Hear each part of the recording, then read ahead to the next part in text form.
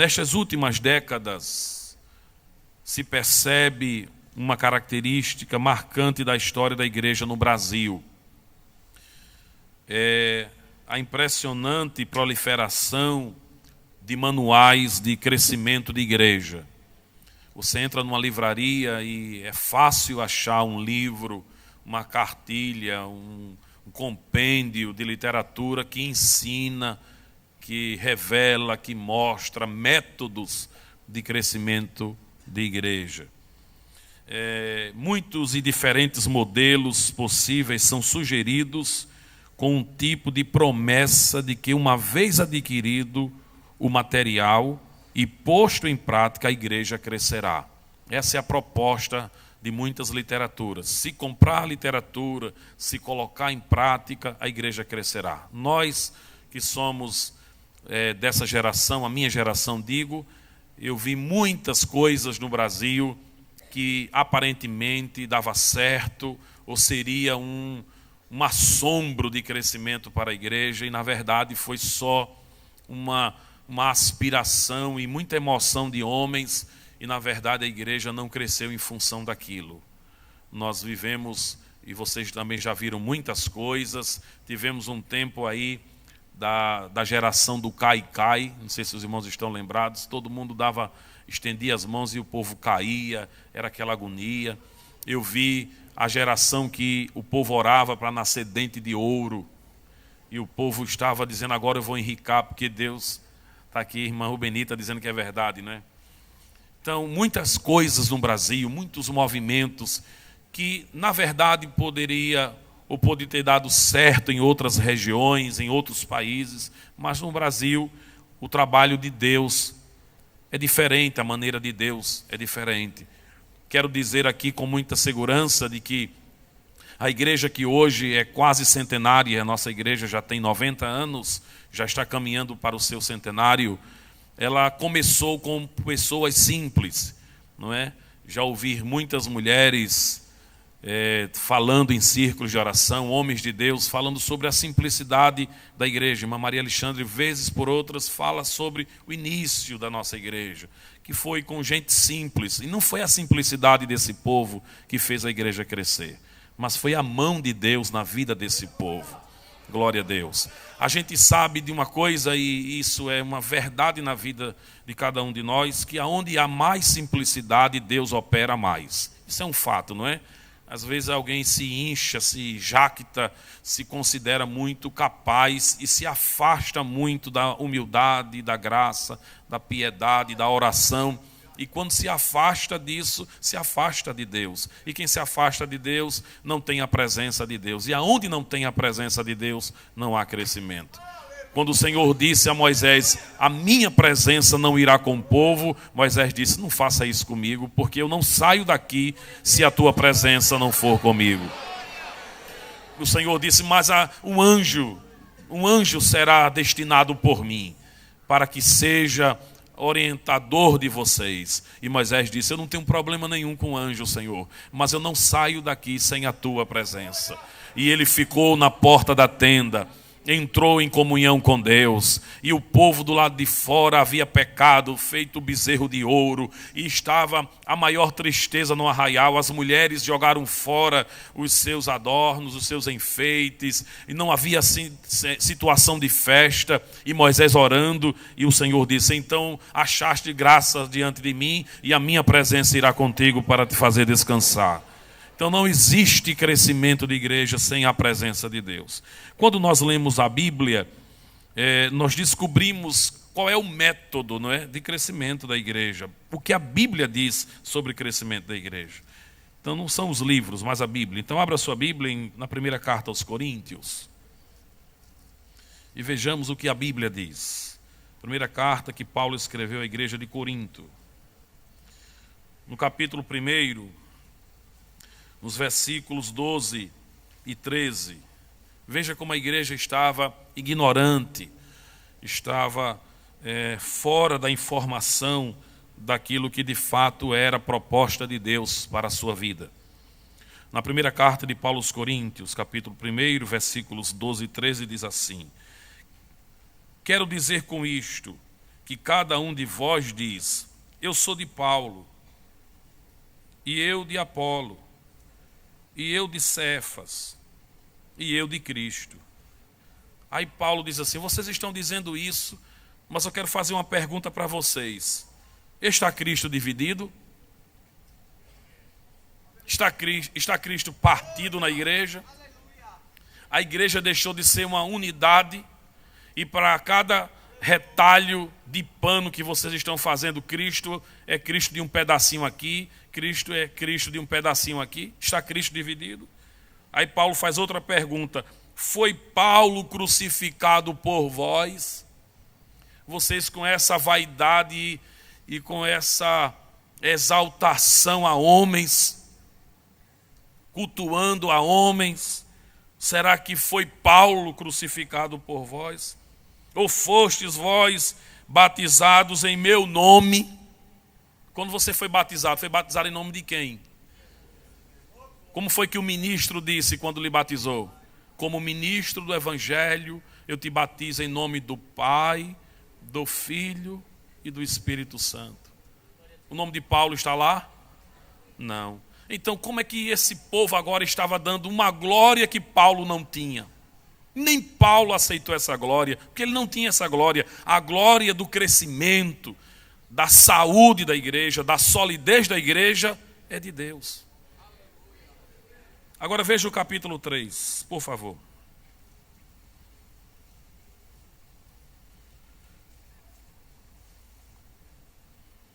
Capítulo 3, versículos 4 e 5. E o 6 também. Porque dizendo um: eu sou de Paulo, ou seja, eu sou do pioneiro que começou a obra. E o outro diz: eu sou de quem? Apolo, ou seja, eu sou daquele que... Apolo foi um dos maiores pregadores do Novo Testamento, um homem muito versátil, de um conhecimento invulgar, um homem que desfilava nos corredores do saber com muita facilidade. Aí alguém diz: eu sou do pioneiro. O outro dizia: não, eu sou da academia. Versículo de número 4. Versículo 5. Pois quem é Paulo? E quem é Apolo, senão... A palavra ministro aqui, que muita gente gosta, e eu gosto também. Mas essa palavra aqui no grego significa os remadores do último porão. Paulo está dizendo: enquanto vocês estão pensando que eu e Apolo somos da primeira classe, nós somos do último porão. Nós somos os remadores. Enquanto gente desfruta lá na primeira classe, nós estamos aqui remando para fazer a embarcação caminhar. Olha, irmãos, tem coisas que a gente só aceita porque foi Deus que fez. Porque quem está remando, sentindo somente o cheiro das melhores comidas, não é? Dos melhores desfrutes da primeira classe, fica dizendo: por que eu estou aqui e não estou lá? É assim ou não é? Os irmãos lá vão resolver. Por que eu estou nessa última classe e eu não estou na primeira classe? Porque eu sou remador, estou fazendo a embarcação caminhar para o lugar proposto. Porque esta era a vontade de Deus para a vida do apóstolo Paulo. Um homem que era capaz, multicultural, pensava como grego, falava como romano, cria como cristão, tinha ações como semitas, mas era o remador do último porão. E disse: nada me tenho como precioso, nenhuma academia me enche a vista e o coração, contanto que eu cumpra com alegria o ministério que recebi do Senhor Jesus. E o ministério de Paulo é sabido entre todos nós que foi um ministério de dores, de angústia, coisa muito diferente hoje. Tem gente que quer ser o apóstolo Paulo para ter lenços e aventais levados de sobre si para curar os enfermos, mas não quer ser o apóstolo Paulo dentro de um cesto em Damasco, correndo para não morrer.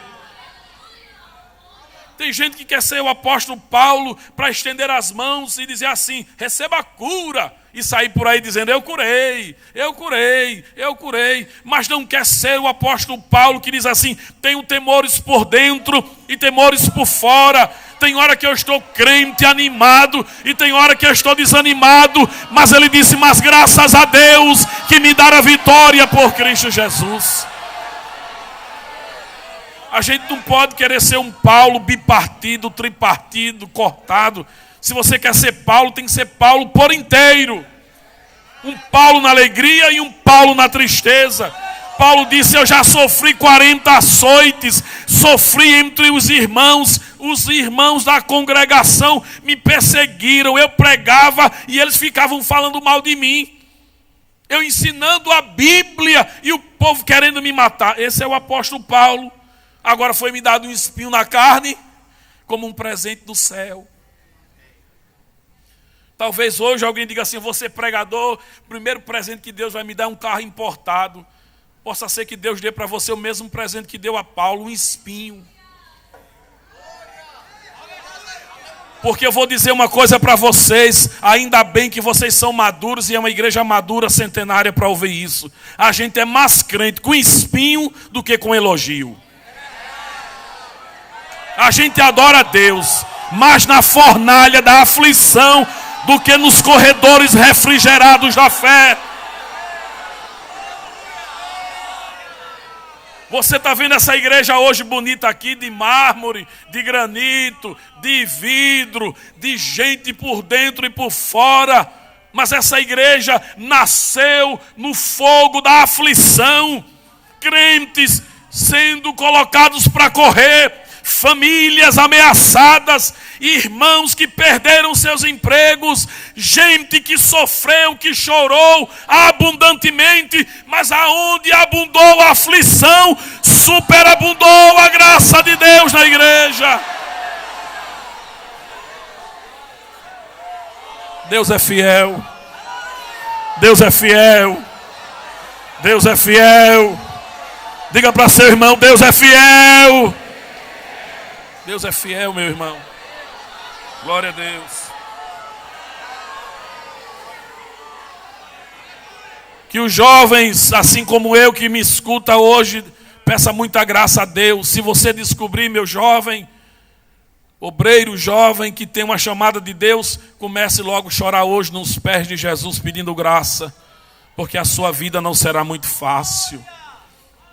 Talvez a vida de jogador de futebol seja mais fácil.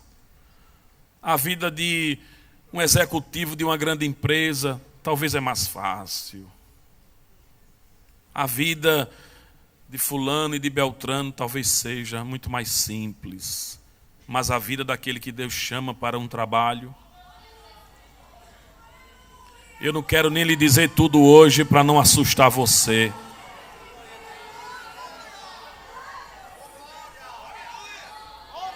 Mas que Deus tenha misericórdia da sua vida.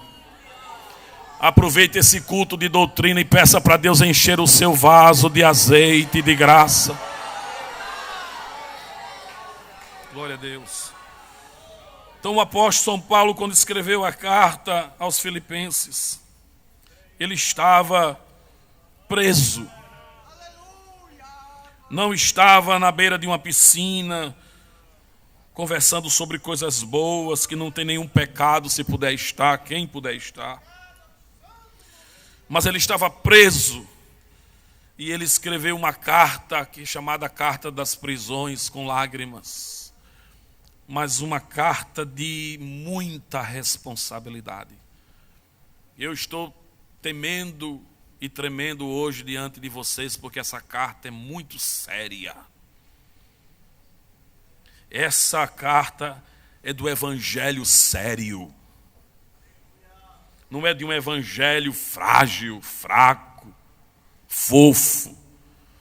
Mas de uma carta de um evangelho que alguém está preso e diz assim, Roma é que pensa que eu estou preso, mas eu estou livre no Senhor. Paulo vai dizer que ele foi feliz em estar preso porque ele pregava para os soldados romanos. O povo dizia assim, olha, você não vai pregar mais o evangelho, vou prender você. E a guarda pretoriana, que se alternava nos seus turnos, aí trazia 2 soldados. Há uma história de que um ficava preso ao prisioneiro. Era tudo que Paulo queria. Que quando vinha o soldado ficava olhando para ele, aí via alguma coisa diferente nele. Aí Paulo dizia assim: você conhece Jesus? Olha, Jesus salva, Jesus cura. Aí tira as algemas, manda outro soldado cumprir o turno para ficar lá como prisioneiro. Aí vinha outro, já saía crente chorando. Aí quando chegava o outro ali: você conhece Jesus? Olha, Jesus é Deus, Jesus liberta. Manda outro soldado. E Paulo pregava, a ponto da Bíblia dizer assim: os da casa de César vos saúdam. Glória a Deus, glória a Jesus, glória a Jesus. Então Paulo escreveu Filipenses com esse caminho de lágrimas. Essa igreja onde ele sofreu profundamente. Os irmãos podem ver isso em Atos capítulo 16. Atos dos Apóstolos, capítulo de número 16.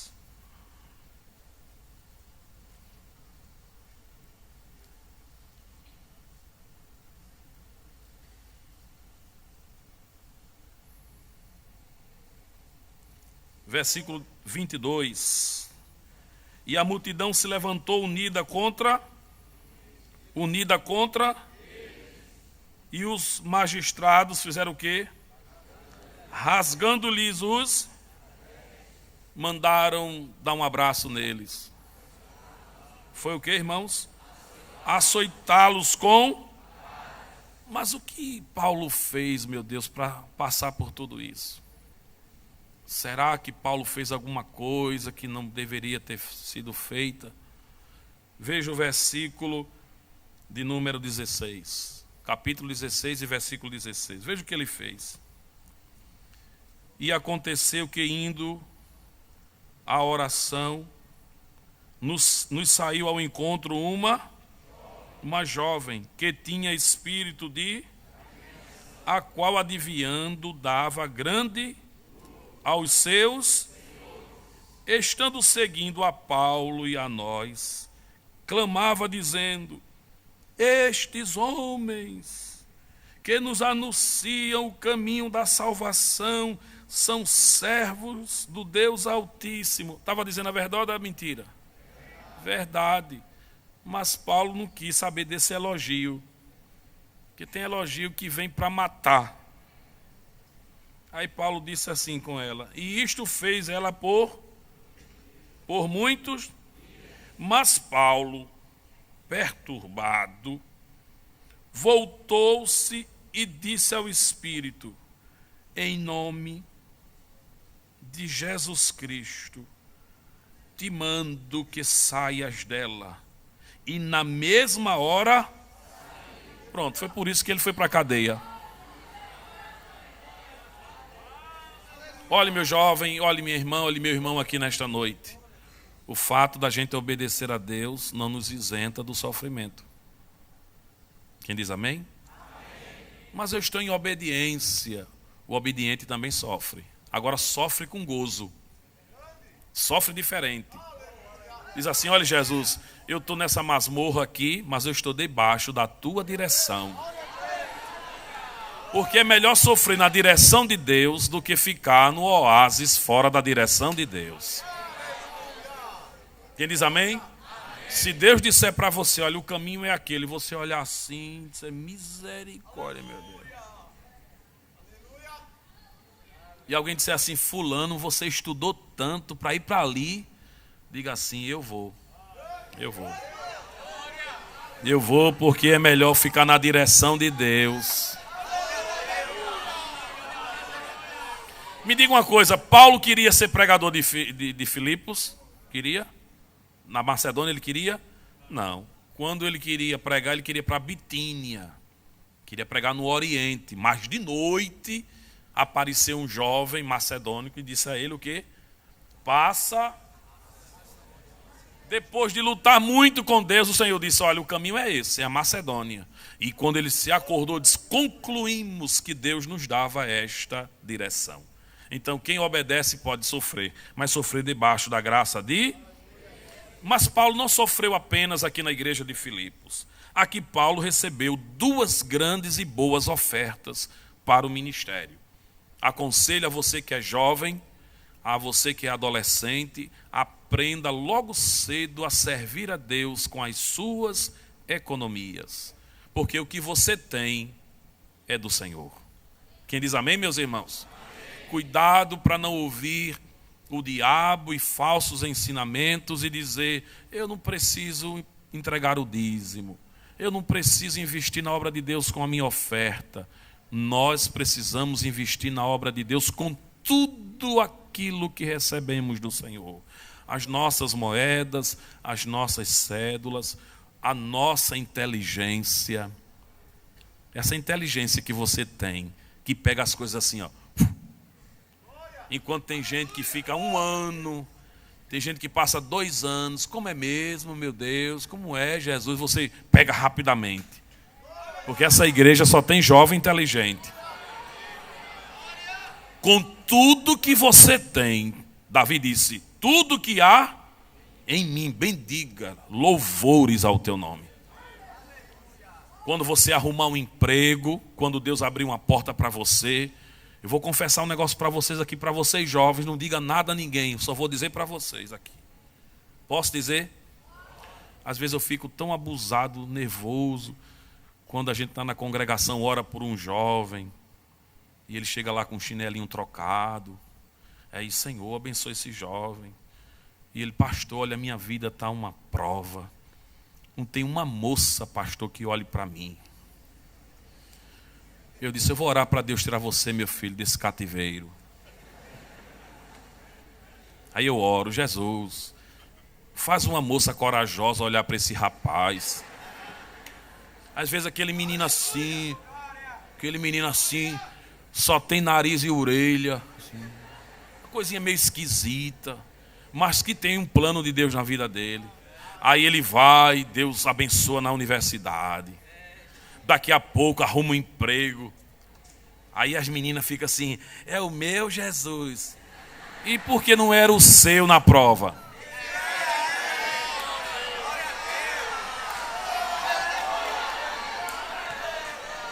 Agora, sabe uma coisa que me deixa triste, e eu acho que a todos nós, é que quando o jovem é abençoado, aí ele olha para a igreja, um QI elevado, dinheiro no banco, carro bonito. Isso, agora eu vou procurar uma igreja do meu porte. É para pegar mesmo. Quer dizer que essa igreja foi boa, foi útil, quando você estava com o chinelo trocado, quando não tinha a capacidade que tem, quando não tinha o porte que tem. A igreja orou, chorou, as irmãs da comissão, Jesus, o ministério, e essa igreja não serve mais. Eu não vou dizer mais nada. Eu vou deixar na consciência de cada um. Deixa eu dizer uma coisa para vocês. A árvore só cresce com saúde no lugar onde ela foi plantada. Pé que anda muito não cria lodo. É assim ou não é? Um dia eu estava no culto. O irmão faz parte aonde? Da congregação tal. O irmão faz parte aonde? Da congregação tal. Eu digo: o irmão fulano, jovem fulano, é de que congregação? Ele olhou assim: sou da igreja de Deus. Eu sou do mundo. Eu disse: esse aí está ruim. Porque esse não tem igreja, esse não tem pastor, esse não tem ceia, esse não tem compromisso com nada. Nós somos como uma plantinha que Jesus plantou a gente. Todo dia o Espírito Santo vai lá, rega um pouquinho a planta. Ó, ninguém está, diga assim, ninguém está vendo. Mas uma irmãzinha passa, olha assim para você. Eu já vivi isso na minha vida, eu não sei se o pastor Josué já viveu. Eu já vivi alguém dizendo assim: irmão, pois não, na minha juventude, eu adotei você como um filho meu na oração. Eu escapei. E estou escapando pela graça e a misericórdia de gente que ora por nós. Está lá Jesus, a plantinha crescendo, crescendo, vai florescer. Mas se ficar, olhe, eu sou pregador, pastor, eu sou cheio, seja cheio na congregação. Pastor, eu sou de dar lugar, dê lugar na ceia. Dê lugar no ponto de pregação, dê lugar na doutrina, dê lugar na escola dominical. Mas é que Deus me fez uma promessa que eu vou andar, eu vou para lá. Se Deus falou, vai. E quando vai ser no tempo dele, ninguém vai atrapalhar. Esse negócio que a gente fica dizendo assim, porque tem um pé que atrapalha, tem um caminhão de barro, isso é conversa para boi dormir. Porque quando Jesus quer fazer, ele não tem barro, ele não tem areia, ele não tem pé. Quando chegar o tempo de Deus exaltar você, Deus vai abrir a porta. Deus vai fazer até o inimigo gostar de você. Vai ter gente que vai dizer assim, eu nunca gostei dele, mas agora não sei porque estou gostando. Toda a vida ele foi assim, toda a vida foi assim. Ele toda a vida andou assim, toda a vida andou desse jeito. Toda a vida ele falou toda a vida falou desse jeito. Mas é que a graça do Espírito de Deus está sobre você. Glória a Deus. Agradeça a Deus porque eu estou tendo coragem para salvar você hoje aqui com esta palavra. Ame o seu presbítero. Ame seu diácono. Ame seu pastor. Talvez lá na congregação tenha algum obreiro que diz assim, Jesus! E você sabe dizer Jesus. Nós vai! E você diz imprescindivelmente. Mas é que você não tem aquela unção ainda daquele Jesus. Olhe, Josué era homem cheio do Espírito Santo, sim ou não? Mas quando foi para a luta, aí Moisés fazia assim, olha. Arão e os bracinhos velhinhos de Moisés, velhinho cansado, meu Deus. Arão e ó. Aí Josué, é vitória, é vitória. Aí Moisés, aí Josué, perdi a guerra. Cheio do Espírito. Porque não é questão de dom, de carisma. É a questão de quem está com a vara na mão.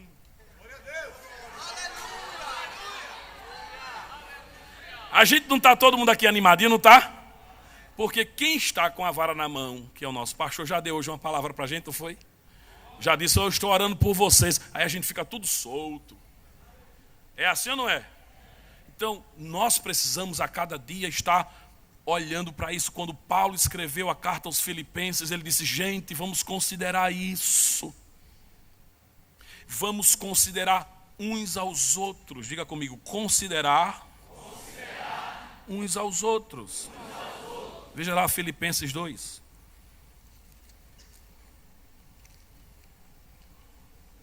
Eu não sei se às vezes, não sei, meu Deus, se eu sou às vezes um gelo, os irmãos estão mais animadinhos assim, e eu fico mais... É que a minha obrigação aqui, irmãos, é mais de falar, viu?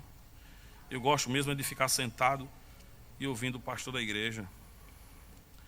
Mas vocês podem dar glória a Deus. Portanto, capítulo 2. Se há algum conforto, em quem? Em Cristo. Se há alguma consolação se há alguma comunhão se há alguns entranháveis aí Paulo vai dizer assim, o meu gozo ainda não está completo. E eu quero recomendar à igreja de Filipos que complete o meu gozo. Veja que responsabilidade. Paulo, servo de Deus, parece que ainda não estava plenamente feliz. E está dizendo à igreja, se vocês entrarem nessa forma que eu vou estabelecer para vocês agora, eu vou ser um obreiro completo na alegria. Versículo 2. Completai o meu, para que sintais o mesmo. Paulo não está falando de igualdade. Paulo sabe que na igreja todo mundo é diferente de todo mundo. Sim ou não? Olhe para esse irmãozinho aí, veja como ele é diferente de você. O cabelo dele não é diferente. O rosto dele não é diferente. O jeito dele não é diferente. Mas Paulo está dizendo, eu não estou pregando igualdade. Eu estou pregando unidade. Eu posso ser diferente, mas posso estar unido com meu irmão. Não é assim? Ele pensa de um jeito, eu penso de outro, e a gente vai se sentar, vai se ajeitar para pensar do mesmo jeito para o crescimento e a solidez da igreja. Para a gente não ficar feito um papel rasgado, cada um sai com um pedacinho na mão e ninguém faz absolutamente nada. Aí Paulo vai dizer, completai o meu gozo, para que sintais o mesmo, tendo o mesmo, não ouvi, o mesmo ânimo, sentindo uma mesma, versículo 3. Nada façais por o que é contenda? Intriga, briga, empurra. É assim ou não é? Posso dizer uma coisa para vocês? Escute aqui. Onde há contenda, não há segurança naquilo que Deus quer. Quando você vê uma pessoa brigando muito por uma coisa, você pode ficar desconfiado que aquela pessoa não tem convicção que Deus tem aquilo para a vida dela. Porque quem briga muito pelas coisas é porque quer uma coisa que Deus não quer. Sou muito desconfiado com uma pessoa que briga muito. É meu, aqui ninguém toma. Não, é de Deus. Agora Deus bondosamente quis dar a você. Porque Deus faz escolhas. Ouça-me, Deus faz escolhas estranhas. Ninguém pensa que Deus é matemática, que vai ser assim, 2 mais 2, 3 mais 3, 4 mais 4, TT. Tem coisas que Deus diz assim, como é teu nome? Pedro, vamos. Que eu tenho certeza aqui, eu tenho certeza que a metade desse povo aqui não escolheria Pedro para fazer parte do seu trabalho. Qual é o coordenador de jovem aqui, dirigente da Umadal, que ia dizer assim, eu vou chamar Pedro para fazer parte lá da minha Umadalp? Se alguém disser assim, olha, eu sou Pedro. Meu irmão, olha, procure outro. Vá para a Umadal daquele irmão ali, olha. Vá para cá. Jesus tem escolhas estranhas. Por que tem, pastor? Porque ele é soberano. Sabe por que eu não posso escolher Pedro? Porque Pedro é uma madeira que só quem ajeita ele é Deus. Ele escolheu Sansão, ou não? Escolheu Davi. Disse Davi, achei Davi, homem segundo o meu. Talvez você dissesse, eu não quero nem conversa com Davi. Ele disse, aborrecia Esaú, escolhi Jacó. Mas se é Jacózinho da perna meio desmantelada, puxando, olha, não toca nele não, que ele teve uma noite com Deus. Teve uma noite aí com Deus. Olha, meu jovem, não pense que todo mundo dá tapinha nas suas costas. Porque tem gente que quer morder você. Quando vai para cima, aí alguém diz assim, ó, fulano, tu conhece fulano? Não. Esse menino aí tem uma caminhadinha com Jesus, não deixa esse negócio para lá. Jacó era assim. Andava pelo meio da rua, o povo olhava para Jacó assim, só não toca nesse homem não, que agora não é mais Jacó não, é Israel o nome dele. Então, quando a gente fica na contenda, na briga, a gente está fazendo uma declaração que a gente não está no centro da vontade de... Porque quando Deus quer, você está nem aí, ó. Davi estava por trás das malhadas. Sim ou não? José estava onde? Em casa, uma túnica bonita. Ia dormir, o Senhor, tome sonho. Foi José que disse, Deus, Eu quero, Deus. Foi? Você não precisa nem pedir. Porque se Deus determinou para a sua vida um trabalho, eu não estou falando só de ministério. Porque aqui nessa noite tem dons ministeriais, dons de serviço. Eu vim de casa hoje no carro pensando num texto para dizer a vocês que na Bíblia tem um dom de socorro. Já leu na Bíblia sobre isso, o dom de socorro? O dom de socorro na festa não aparece. Nos grandes eventos promocionais não aparece. Não aparece nas mídias. Mas quando alguém está no marasmo, aquele que tem o dom de socorro chega. Não tem mídia sobre ele. Não tem revista sobre ele. Mas ele tem um dom. Então cada um de vocês aqui recebeu de Deus um talento, uma vocação, um dom. Aqui não só tem pastores, dirigentes e missionários. Aqui tem médicos, aqui tem engenheiros. Aqui tem delegados e delegadas. Aqui tem garotas que vão dirigir carreta. Coisa rara no Brasil, mas quando eu vejo, onde eu tiver uma mulher passar dirigindo uma carreta, eu paro, fico assim olhando. Aquela jubiraca. Que a gente dirige esse carrinho pequenininho, pensa que está fazendo alguma coisa. Vem aquela mulher, sai da frente aí, bobão. Carreta. Talentos. Vocações. Dons. Como servo de Deus, eu digo isso para você hoje aqui. Dons, abra sua mão e receba. Vocações, talentos, receba de Deus. E caramalachore candaramácia. A sua história, meu jovem, não vai terminar aí. A sua história, moça, aí não é ponto final. Deus tem algo mais na frente. Ei, minha cabácia.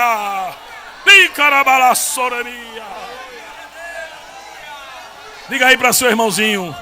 Tem mais alguma coisa na frente? Diga. Na frente. Levanta a cabeça, senhor. Diga aí na galeria. Tem mais alguma coisa na frente? Levanta os teus olhos. É para um lugar mais alto para ver. Está tudo baixo, vai para um lugar alto. Sobe no monte para ver.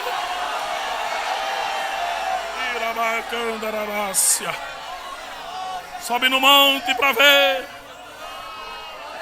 Sobe no monte.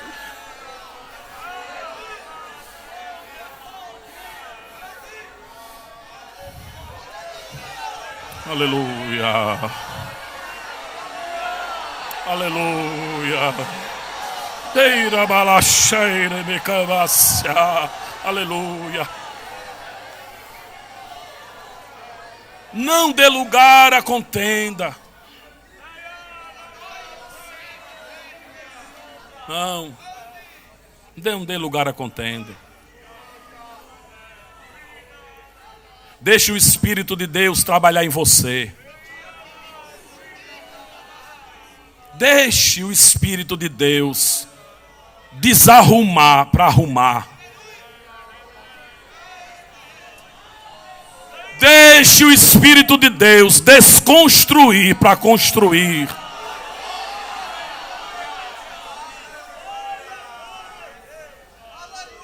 Sabe, às vezes a gente está na igreja com uma venda assim. Uma venda, o Espírito Santo tira e diz assim: agora veja, não precisa de contenda, não precisa. Abraão está tendo problema, os pastores estão brigando com os pastores de Ló, e tá certo, chame Ló. Olhe Ló, não pode ter contenda entre os meus pastores e os teus pastores, porque irmãos somos, Ló. Se escolheres a direita, eu vou para a esquerda. Se escolheres a esquerda, eu vou para a direita. Por que ele disse isso? Porque a promessa era dele. Deus havia falado com ele.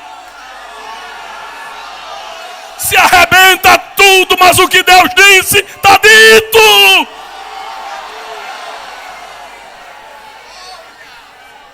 E você fica dizendo, mas o povo não entende. Deus não falou com o povo não, falou com você. O povo não aceita. Deus não falou com o povo não, falou com você. Olha, não... Irmãos somos. Olha assim. Eu vou para as Campinas Verdes. Oh, meu Deus, como eu sinto a presença de Jesus. Eu vou. Lá vai Ló. Os pastores com o gado, com a família. Diz a Bíblia que Abraão baixou a cabeça. O Senhor disse a Abraão: levanta os olhos. A palavra que Deus colocou no meu coração hoje sobre essa questão da contenda é essa: Abraão, levanta os olhos. O lado direito é teu, o lado esquerdo é teu também, para frente é teu, retaguarda é teu também, aonde tu pisar o pé é teu, até para onde Ló escolheu é teu também.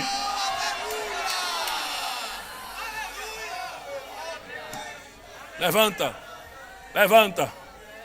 O Espírito de Deus está dizendo para o meu coração, para que eu diga a você: levanta, levanta os olhos. Você entrou hoje aqui assim, ó.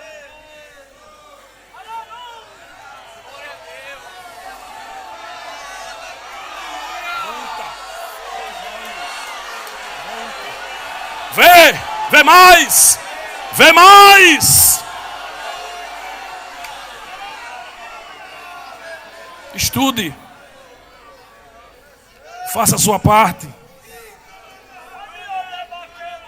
faça a sua parte, seja crente, namore direitinho, seja fiel a Jesus, lute pela pureza, que você vai ver o que Jesus vai fazer na sua vida.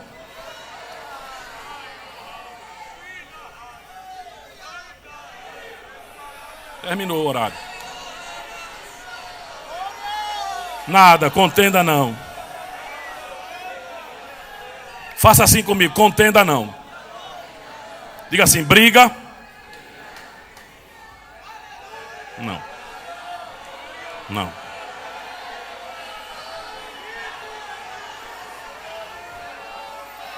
Aleluia.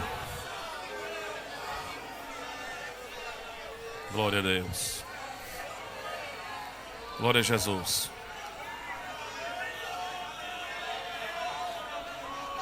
Aleluia. Aleluia. Dei-me a sorerica mácia. Glória a Jesus. Deus abençoe a igreja. Deus abençoe essa juventude que vai sair daqui de cabeça erguida, olhando um pouco mais à frente. Olhando um pouco mais à frente.